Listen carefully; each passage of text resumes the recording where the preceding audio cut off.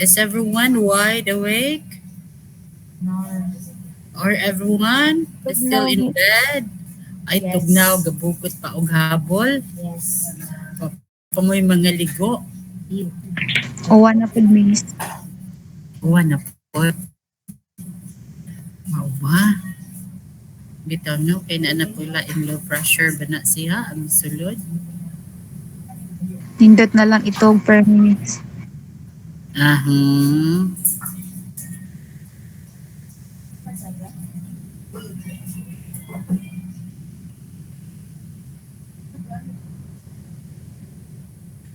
Mangita ka sa akong PowerPoint ha. Sa to file name ato.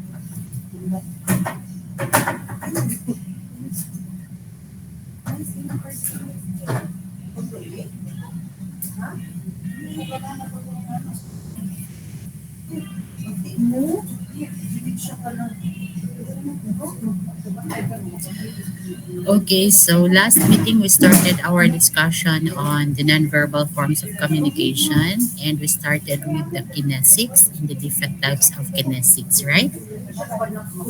Yes, Miss. Yes, Miss. Okay, sige. Let me share my PowerPoint.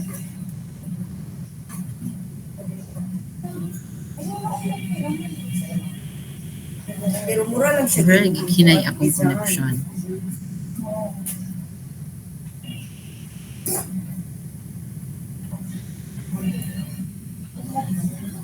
Is everyone in the room already? Kay mag-share screen na ba ko kay dili na ko kakita ninyo?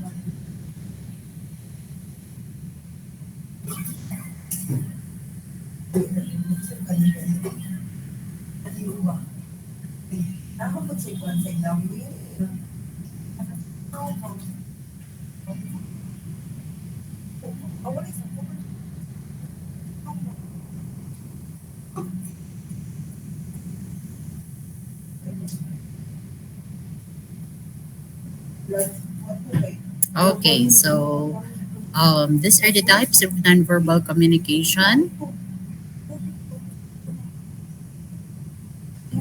Okay. Wait, ha? I think we presented this already, no? The different characteristics of nonverbals. So first is it is fluid, it is fast, it can either add or replace the verbal form of communication. It is universal, and this universality could also bring confusion, especially if we do not take into consideration the context in which that nonverbal communication is used. Then we also have nonverbal communication as intentional or unintentional. And then it can communicate feelings and attitude. And then the last one is that people believe more on the verbal, or I mean on the nonverbal than the nonverbal. Okay, so here are the different types of nonverbal communication. So we have kinesics, vocalics, proxemics, chronemics, and then personal presentation and environment. So these are the different types of kinesics. We have the gestures, the head movement and posture, the eye contact, and facial expression. Muna, ganahan dyan ko makakita ninyo face to face because I can see your gestures, I can see your posture, your head movements, and your facial expression because they actually relay a lot of information. So, sige, let's start with the gestures. We have here the different types of gestures. We presented this already last time, right? And then we have the adapters, the emblems, and the illustrators. When we talk of adapters, these are touching behavior and movements that indicate internal states, typically related to arousal or anxiety. Okay. Example, scratching, twirling hair, fidgeting with fingers, coughing, clearing throat, clicking of pens, playing with erasers or something, or anything that your hand could touch. And then at the same time, these adapters could also signal boredom. Like can I be if if you're holding like kana bitang mga bottles with label, kabantay mo, kanang out of nowhere kay imo rin ng kiss-kissan sa imong kuko, how do you call that? And then before you knew it, natangtang na ang tanan label. Have you experienced that? That is an example of an adapter. Emblems. Okay, these are emblems. It can be still, meaning not moving, or it can be in motion. And then I think this is where we stop last meeting. Illustrators. These are used to illustrate the verbal messages. And then hand gestures to indicate the size or shape of an object. And then do not have meaning of their own and are used subconsciously. And then largely involuntary and natural, they vary in terms of intensity, frequency, and context. How how how big is the object? It is always accompanied by gesture, no? So siguro ang imong hand, how you position your hand, and how you illustrate the size of the object that you are referring to. Or sometimes you ka, cute kayo. How cute is it? That's why sometimes no unsa man ang cute, does that refer to size or does that refer to the physical appearance of an object? Like for example, kung, if the person is cute, what are we actually trying to say? Is the person small or relatively short in size, or cute near to referring to the physical appearance of the person, or what? Excuse me, miss. Mm-mm. Kanang naay nag-asking to join, miss. Sorry sa disturb ko, miss.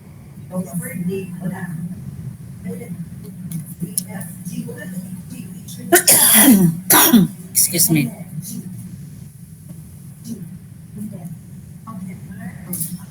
That is what I was saying a while ago. No, as much as possible, let's try to be in the classroom before I started presenting. Kay muna mag-move from one screen to the other. Kay once maka-share screen ko, I cannot see your face anymore.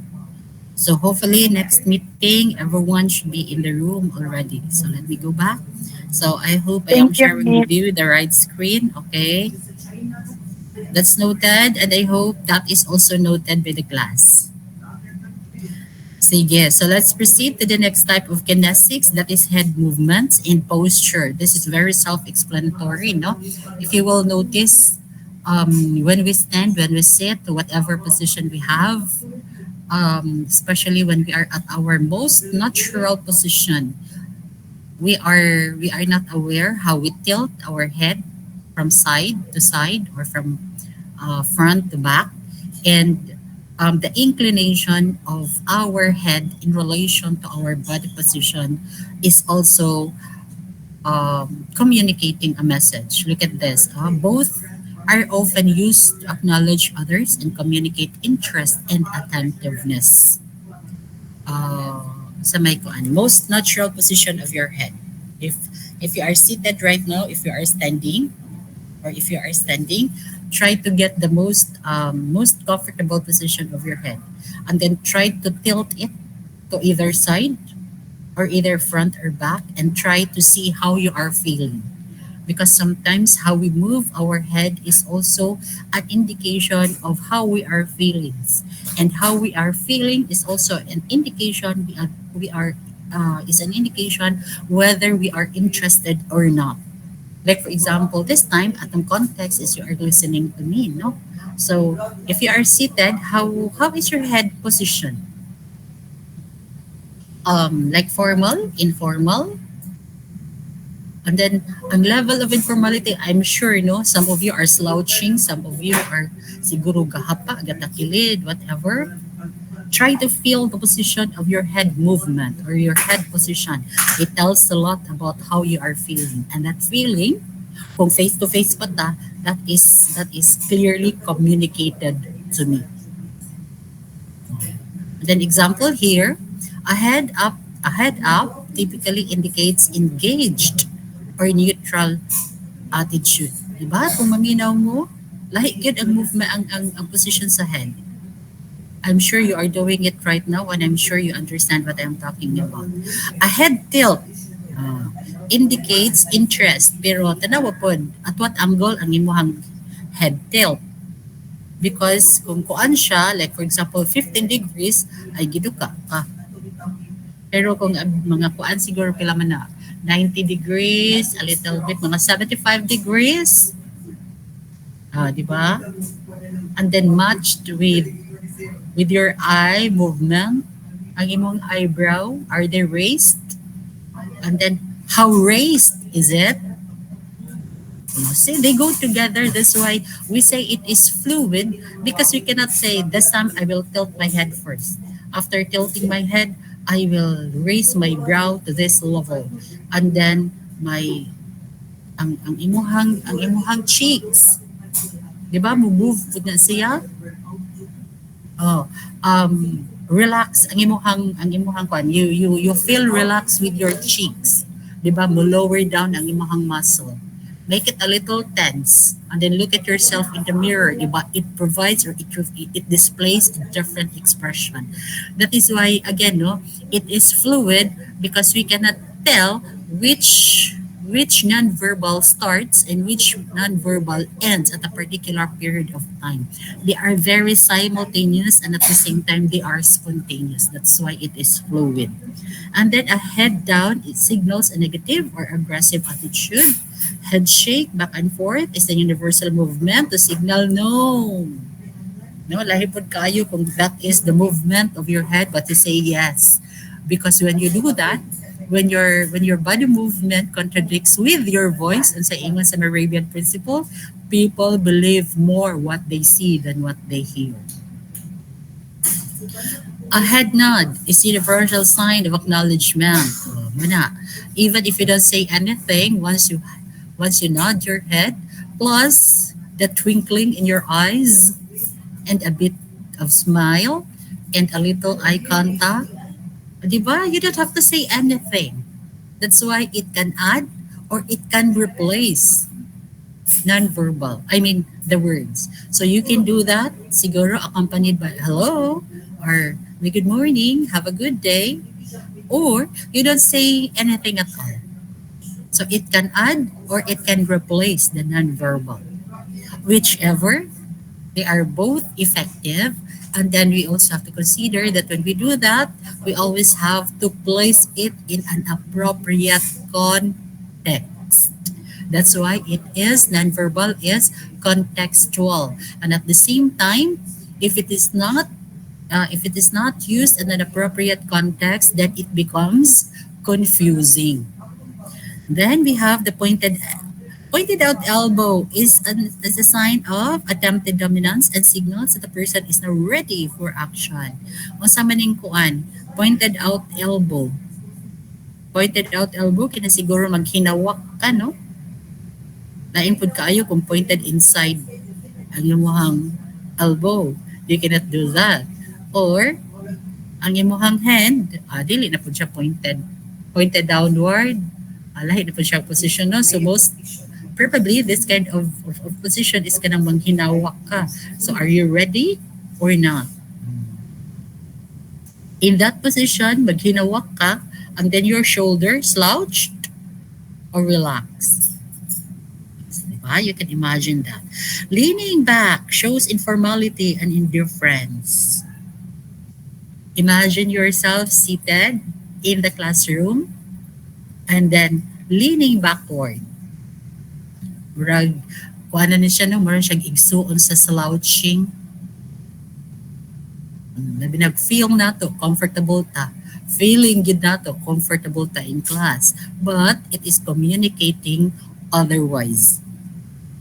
Straddling a chair is a sign of dominance as well as that of insecurity. Kanang pinabaliktad nga chair, ang chair, imong sugaton o lingkod, naka-straddle ka, dominance, and at the same time, insecurity. Leaning forward is a sign of interest and attentiveness. Somehow it is the opposite of leaning back. So those are head movements, and postures. And of course, there are a lot more.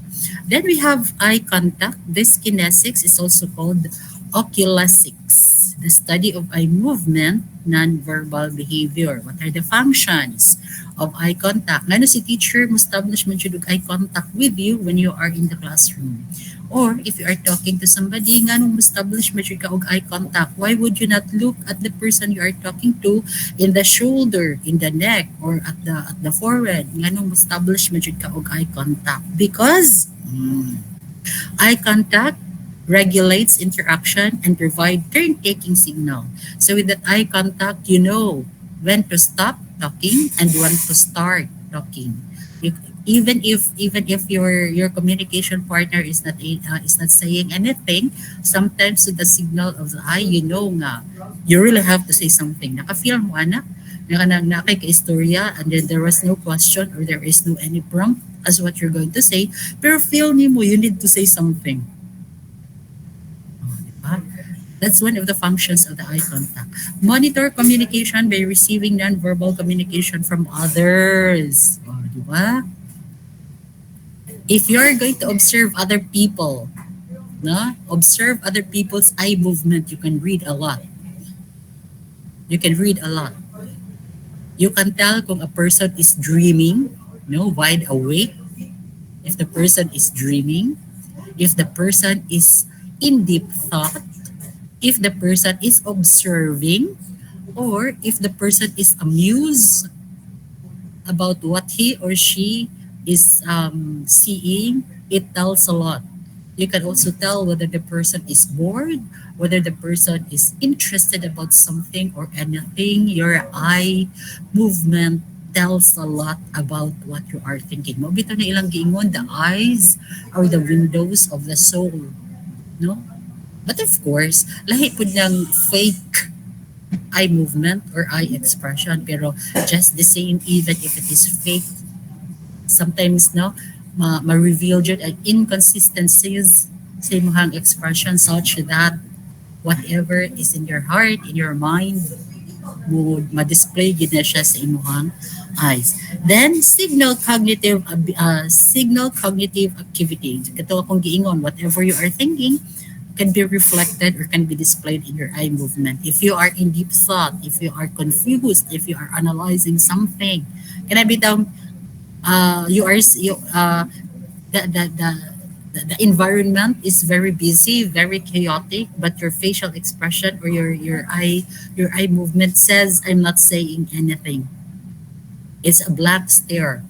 Can be a reflection or a display of your cognitive activity. Of course, it expresses engagement, pero ayaw pa sobrai ang eye contact, no, nga murag aggressive na kaayo pod. That's why it has to be contextual. Otherwise, it will become confusing. But then again, engagement means establishing the appropriate eye contact with the person you are communicating with. And then, oh, di ba, it can convey intimidation. Pwede ka ma-intimidate, no? Pwede ka ma-challenge by just looking at the eye or by just merely establishing eye contact with another person. And it also expresses flirtations. I can imagine the eyes of Bitty Bop, the Twinkle Twinkle Little Star, because pwede po na gamitan ang eyes, no?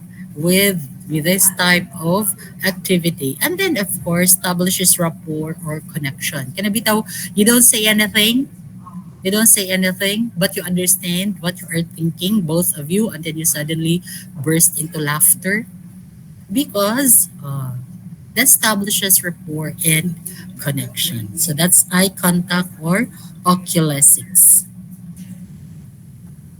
Ano na ako, ani? Akong kodigo. Sige, let's proceed. Facial expression. Our face is the most expressive of our body. Facial expressions communicate a range of emotions, can be used to infer personality traits and make judgment about judgment about a speaker's credibility and competence. Because again, your emotion is displayed by your facial expression. And of course, ang imong facial expression na din ang tanan. How your lips move. Like for example, ang imong smile. Are you smiling? Are you grinning? Or are you laughing? Oh, ang imong kani imong muscles imo cheeks. You can engage that ang imong cheek. Iko ano gid na siya kanang i- i-experiment when the muscle of your cheeks are so relaxed tanawa imong nam unsa expression kanang pinaka-relax gid nga as in very relaxed ang imuhang cheeks, or if your cheeks are tense, no, are tense, they also go along with the other features of your face. Yeah. And then it can communicate that the person is tired, excited, angry, confused, frustrated, siguro all types of emotion. Okay? All types of emotion your face can display. And take note, no? Kaning ato ang mga body language, ato ang mga body movement, kaning example specifically atong kinesics. They are part of the communication process. Sometimes we can fake them, pero until to what extent can you fake your facial expression or your kinesics? So mugawas jud ang real nimo nga expression, especially if you are very consistent in observing the person. Excited ko makakita ninyo. Nindot unta ni na itong topic nga face to face. Kay nindot kaya basahan ang mga facial expression ba? Kinsa katong nag-daydream, kinsa katong physically present but mentally absent, kinsa tong feeling engaged in the discussion. Kana bitaw during the discussion nga kanang siguro kinang you are just half listening to the discussion, and then suddenly your teacher establishes an eye contact with you and suddenly you nod. Tapos why do you nod? Wala lang, para feel lang, ipakita lang ni teacher nga, yeah, I'm listening. Pero behind your mind, agoy, pangutan ka kung ni ma'am sa tuyang giyaw-yaw kung sa kaya akong i-answer. Can you imagine that kind of expression? Nindot unta mo dakop-dakopon sa inyong class. Then we have haptics. Haptics, this is the study of communication by touch. Touch your hand. Touch the things around you. Lahi ang feeling and then the energy that you are communicating. The energy that you are communicating when you touch, lahi ra gyud. So if you are touching your book, you're touching your paper, you're touching your bag, your cell phone, the kind of energy that you relay to that object is lahi ra gyud. The energy sometimes depends on the value of the object that you are touching. Similarly, when you touch another person, the degree of intensity of that touch will also determine the kind of relationship that you have with another person and your intention of touching the person.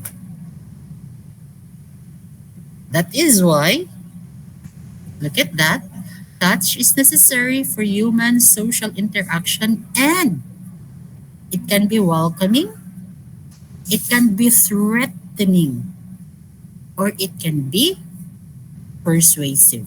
Kinabitaw, you're not saying anything, but you want to send a signal to another person by touching.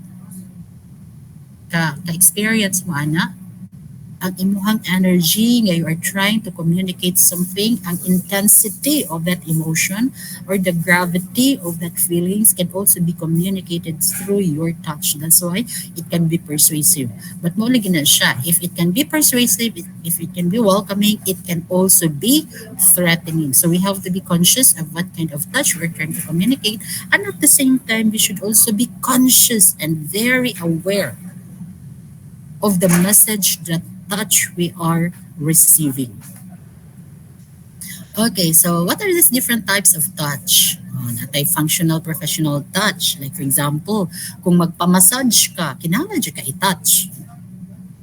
Di ba? So that's functional professional touch.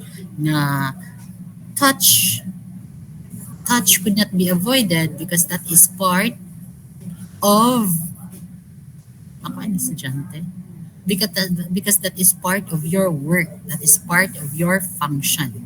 Then a touch related to a goal or part of the routine, professional interaction. Like for example, si doctor, no? Si doctor, medical doctor, nagpakuan ka dito, how do you call this? Nagpa-check up. Kung pananglitan, gamitan ka og stethoscope, inhale, exhale, deeply, breathe in, breathe out. Kailangan kung dili ka i-touch. Or kung ato ka sa mga medtech, magpakuha ka blood, magpa-blood test ka, kinahanglan man jud ka i-touch. Kung sao man na paghukot sa imong paghigot sa imong braso o pagtusok o dili ka pa-touch. So these are functional, professional touch. Social polite touch, touching behaviors that help initiate interaction and ensure that others are included and respected. Kanabi daw kanang atong mga social interaction nga sometimes dili na kami ngon, uy classmate, be part of this discussion. Sometimes you don't have to do that. Kaya of course, sometimes it is, sa man, kanang, sometimes you don't want to offend, no? Na imo i-prompt ang other person to participate in your discussion because you know, kinahanglan din siya mo participate. Sometimes what you do is imo siya gunitan and then i-make sure na he or she is part of the discussion. So kita po, whenever we receive that kind of touch, we have to be conscious, no? We have to be conscious about it and then also respond to the prompt. Friendship warm touch serves as a relational maintenance purpose and communicate closeness, liking, care, and concern. So I think this is familiar to you because this is what we usually do with friends, with family members. Ranges from more formal and ritualized to more intimate touch. Kinabitang mo amin, or kanang mo appear, or kanang mo kiss, mo beso-beso, kung medyo ingana na gyud mo ka-social sa inyong hangkuan. Yan siya, friendship warm touch. Of course, di siya ka makigbeso-beso with a stranger, no? Because lahi na po na siya. And then people can negotiate their comfort level and ambiguity may happen if preferences do not match. For example, you are touched and then your expectation of touch does not does not align or is not consistent with your expected touch, then it is sending an ambiguous message, meaning unsa man yung purpose ani nga touch. So dapat imo gina siya i-negotiate, meaning you should also make the person be aware na oops, di ba? Oops.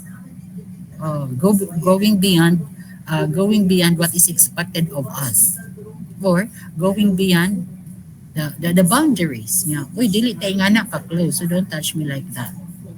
Dapat whatever ambiguous meaning sent to you through touch, dapat they have to be negotiated. When we say it has to be negotiated, meaning you also make the person aware nga, oops, mabitaw na sometimes ato kanabitaw sa kana kanang iwakli ba. I don't know if you understand the wakli thing, no? Kanabang imo siya i-disregard, imo siya mulihay ka, o imo siya basta i-shoo nimo ang movement. Love, intimacy, touch. Kanang na mga ka-MU-MU, murag uyab, murag dili. Kanang na mga ka BFF, ka BF, siya. Then the fifth is sexual arousal touch. I think this is now, no, not I think, this is now the most intimate form of touch. Okay? And then other context of touch, of course, during play, like kung mag-wrestle, mag-basketball, or volleyball, whatever mga contact sports, no, we cannot help but be touched. So, lahi pa siya nga context sa katong upat ka function. Or kanang during physical conflict, magsukmagay, magsinagpa, ay di man kami ngan kanay sagpa ni sa kuan, sagpa ni sa na-amuse. Pa.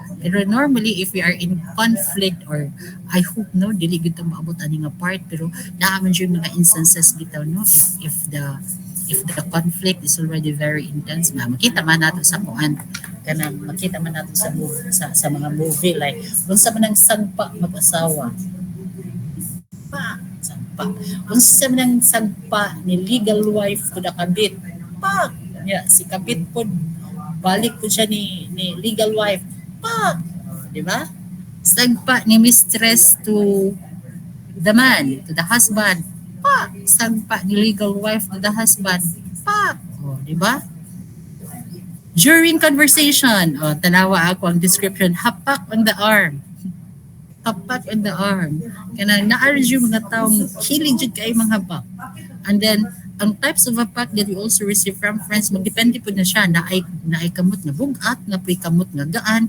pero gaan or bugat they can communicate the same message. Then we have the vocalics. Vocalics is the study of paralanguage, which includes pitch, volume, rate, vocal quality, and verbal fillers. So when we say vocalics, this is also paralanguage. And paralanguage, when we talk of paralanguage, automatic na siya. It has something to do with your voice. Pitch, volume, rate, vocal quality, and verbal fillers. No? Dili lang tama filler ba. So we have pitch, high pitch for question, rising intonation for greetings, falling emphasis for farewell. And then pitch helps convey meaning, regulates conversational flow, and communicate the intensity of a message. So, di ba? Kabantay mo if your emotion is already intense, it can be reflected in your pitch. If bored na pud kay ka, di ba? Okay, sige. Okay, next. Ma'am, we're done with our report. Okay, next. Ma'am, we're done with our report. Okay, next. Di ba? Lahi na gid siya.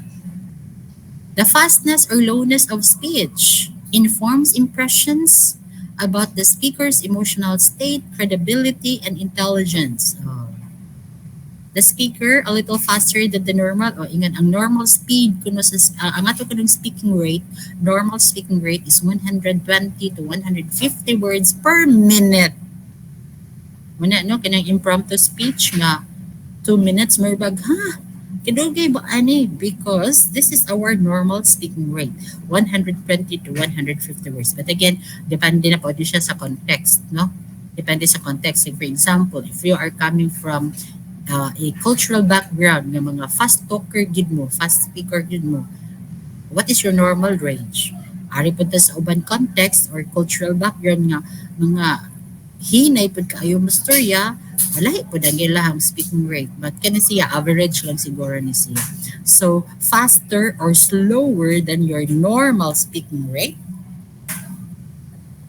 kana mo ana na mo convey ang message sa imong speech. Then we have verbal fillers. Like okay they are common in regular conversation, are not typically disruptive. However, na siya however, no? Kana bitang kana magkuan ka ba unsa man ing ani uni ani ana kanang kuan ba ing ana gid na di ba these are not disruptive however in more formal settings verbal fillers can hurt the speaker's credibility so magsige lang tag okay take note ang imong like na pud siya intonation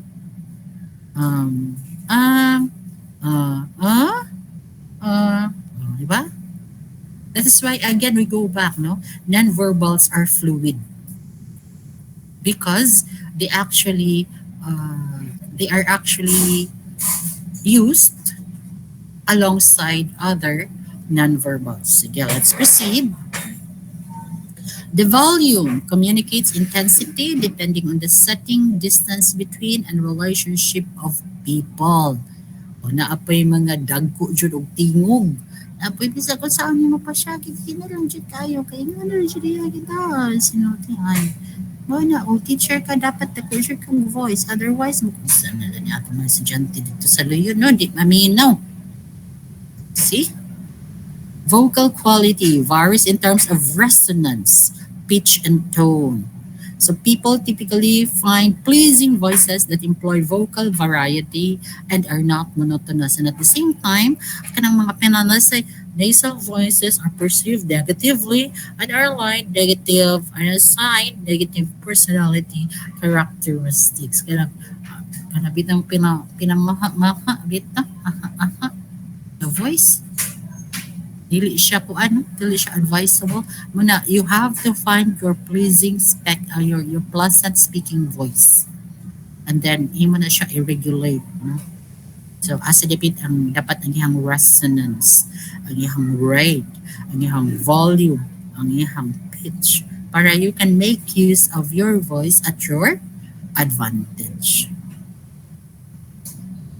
Then we also have the vocalics communicative functions. Repetition, complementing, napabinishare ko nga, accenting, substituting, regulating, or contradicting. Balik ta sa manihang communicative functions. Look at that. Vocalic cues reinforce other verbal and non-verbal. Aha. Di ba? Inagad, aha. Di ba automatic imong eyes. Aha. And then automatic ang information sa imong lips.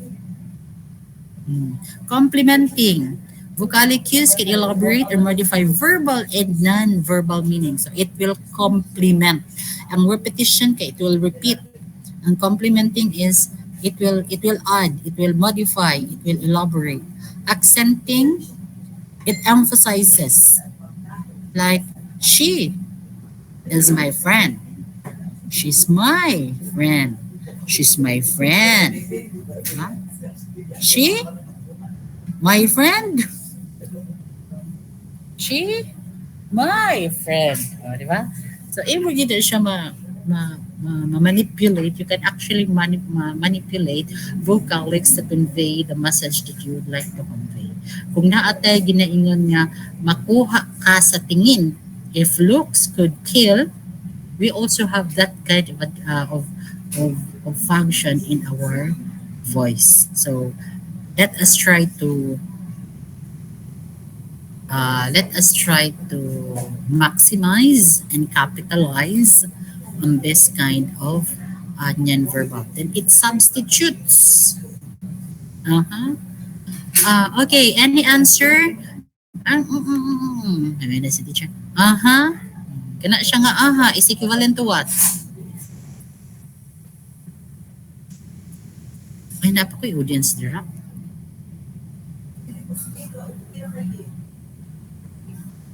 Napa, miss? Naapa di ay. Mata pa mo? No. Yes, miss. Naminaw rami. Binaw rami, miss. Way lagi matik nga ni-response akong dapat automatic kung ito nga response. Okay, explain the relationship between ekla. Ma'am, the ekla is compare. Hindi si teacher. That is equivalent to correct or not so correct? Any other answer? Diba? Ano siya gingon? It substitutes. Sige. Vocalics also regulate. No? It can regulate the flow of conversation. Pwede ka makapasingit, pwede ka dili mo pasingit, no? Or it can also communicate sarcasm. Muna siya. How many of us, no? How many of us could detect sarcasm in regular and ordinary conversation? How many of us could detect?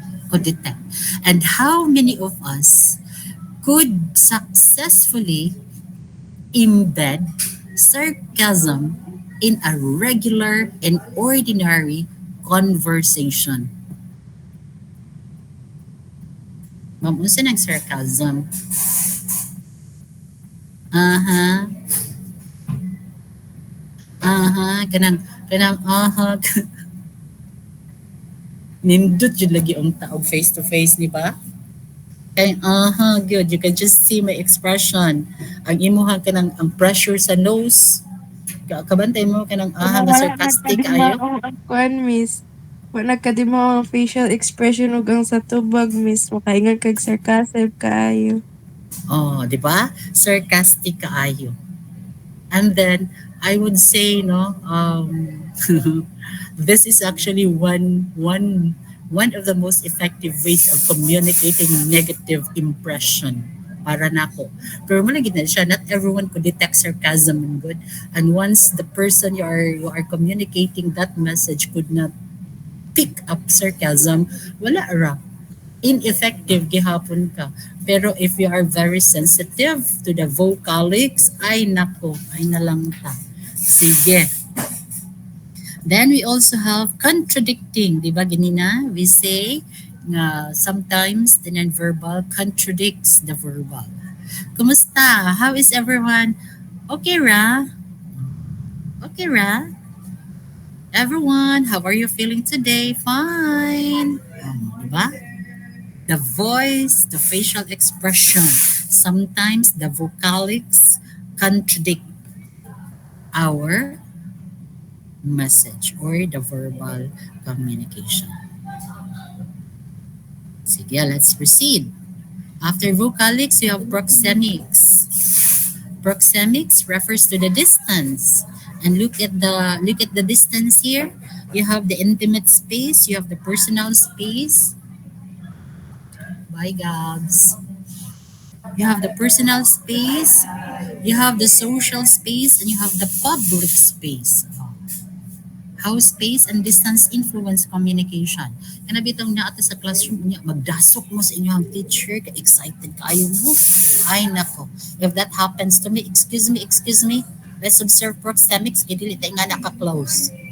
Unya, ing anak pa gid mo na pagkasulti, unya, with all the facial expression, with all the vocalics, nako. Di ba? Manglagpot mo nga walay force, physical force. Anyway, so public space that's 12 feet or more. Di ba? You can see that. Public space. You can just imagine walking in the park and then there are a lot of people, you don't know them. Of course, di gid ka mo smile ana with everyone, right? Because that is a public space. I mean, oh, look at that. Kanang pinaka-third nga button, nga button or circle. In terms of regular interaction, we're not obliged or expected to acknowledge or interact with people who enter our public zone. Adto ka sa mall, within the 12 feet or more ni mga distance from people.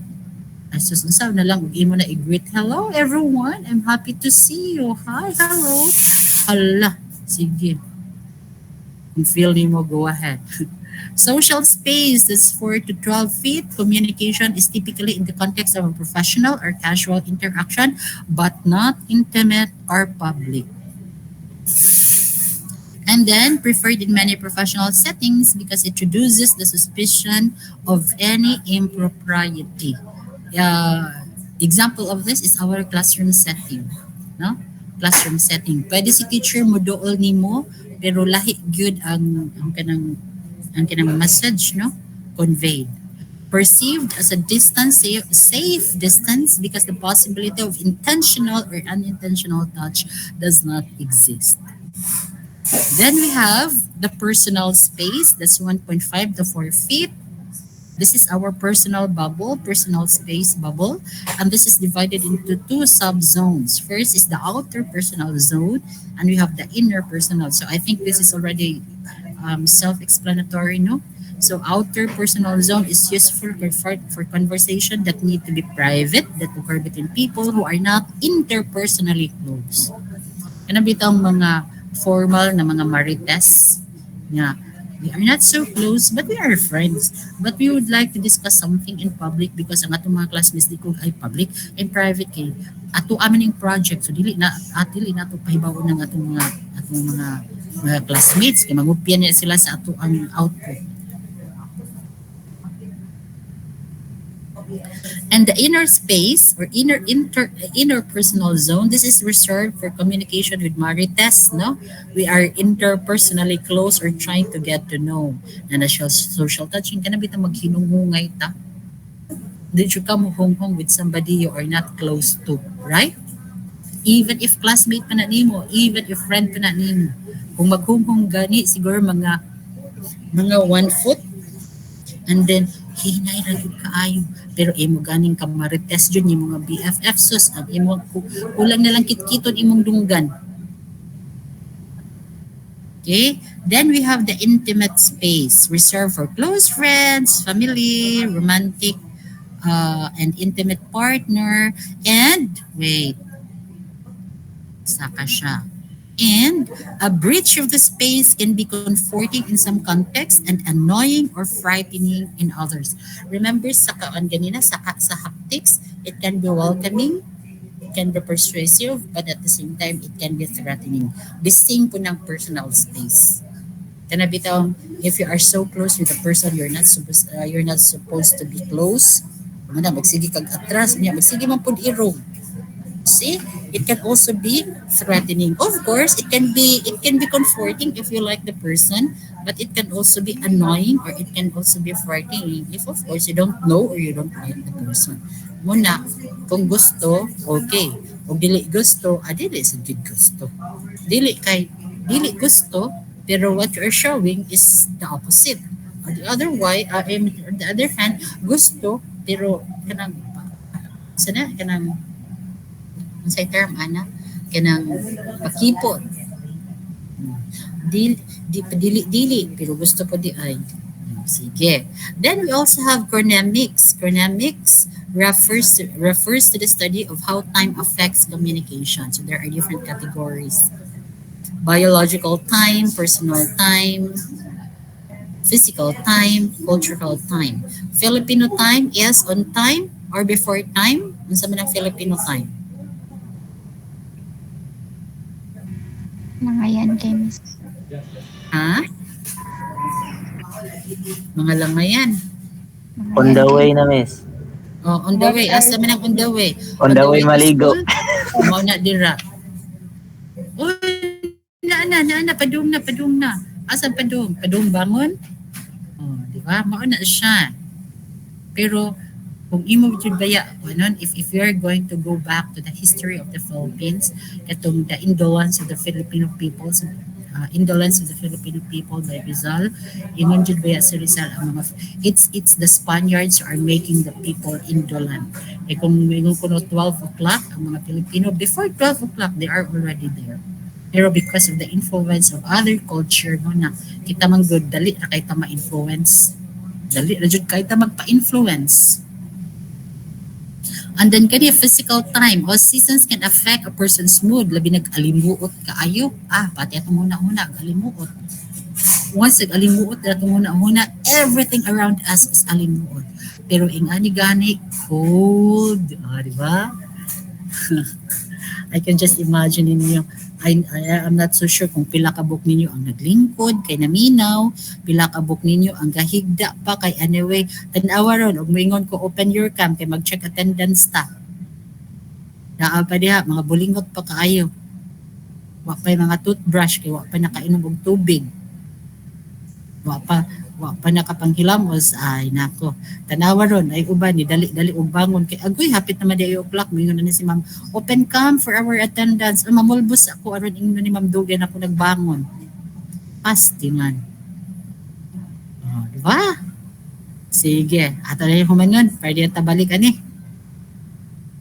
sama na siya no if you are in the other countries or in other countries like sa Moa dito sa states no nga we have 4 seasons of the year of course di ba seasons can affect a person's mood and psychological state sige arita balik ta biological time refers to the daily cycle that influences when we sleep, when we eat, and when we wake. When biological time is disturbed, kana bitong mga kuan kanang mga nasa call center bitaw katong kanang mag graveyard shift, di ba? Lahi maka-affect na sila.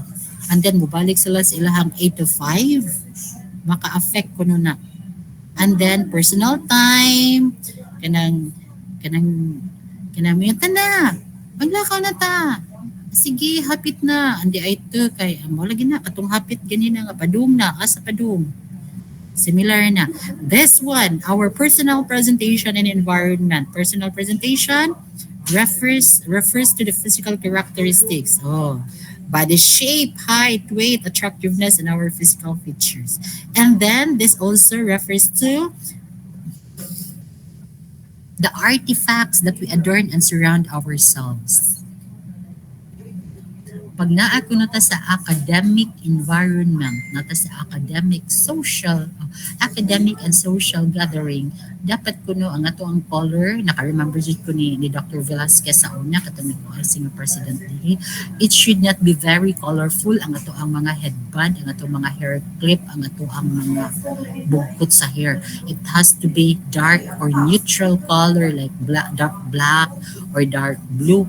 Kay di man kuno ta mga kanang sa show business nga dapat very colorful because that also helps communicate even how we fix our hair. Pag naka sa party, observe yourself. When you are going to attend the party, how you fix your hair lahi. Mag-malling ka, how you fix your hair lahi. Maadto ka sa beach, how you fix yourself lahi. Kung ari ka sa academic setting, academic gathering, there is also an appropriate way of adorning ourselves. Sige. Environment. The place of interaction also affects the verbal and non-verbal cues. Adto ka sa clinic, look at the environment. Adto ka sa spa, parlor, look at the environment. Because our environment communicates also our personality or our level of professionalism. So, I think mauna ni siya. I hope no these different types of non-verbal forms as well as different types of kaniba at mga present today. Hopefully you will become conscious jud dili lang kay awareness, no? Hopefully you will become conscious of how you project yourselves through this, no? Through this non-verbal communication. Excited ko magkita ta. Kay ingnon jud mo. How you tilt your head, bored ka. Sige, go out kay bored ka. Oh, ikaw feeling engaged kay may panod-nod pa ka. Sige be, atong i-try og question. Mag-eye contact ta. O, oy, si ma'am ha, padung na ni ask og question. Malira dayon ang ato ang mata. That's non-verbal communication. And it reinforces our verbal communication. Sige, open cam. Kitsa tayo nakapamulbas be, nakapanilhig og buhok, nakapanudlay o nakapanghilang so dali-dali didagan sa CR or dito sa kusina kay mangkuan. Ay, si Rebecca. Asa ka, Rebecca? Miss, good morning, Miss. Good morning. Nalagi ka sa school. Are you? Dili, Miss. Nalo ko sa balay, Miss. Oh, naday sa balay. Okay, sige. Oh, fresh na fresh. Murag nakaligo na. Si Angela, oh. Nag-change background. Jovelyn, oh, wakay panudlay. Samot na si Lovely. Na, kuan pa ka na bitaw na nasuwaw pa ba sa screen? Ay, si Giselle, nakapangandam. Si Hannah, murag nakaligo Si na. Kayla, Miss. Bago ligo, Miss, oh. Si Kinsa? Si Kayla, Miss. Nidaga ni sa CR, nagbasa og buhok. Aron ingnon bagong ligo. Okay, everyone, smile. Sige, thank you very much and we'll see each other on Friday. Goodbye, But Miss.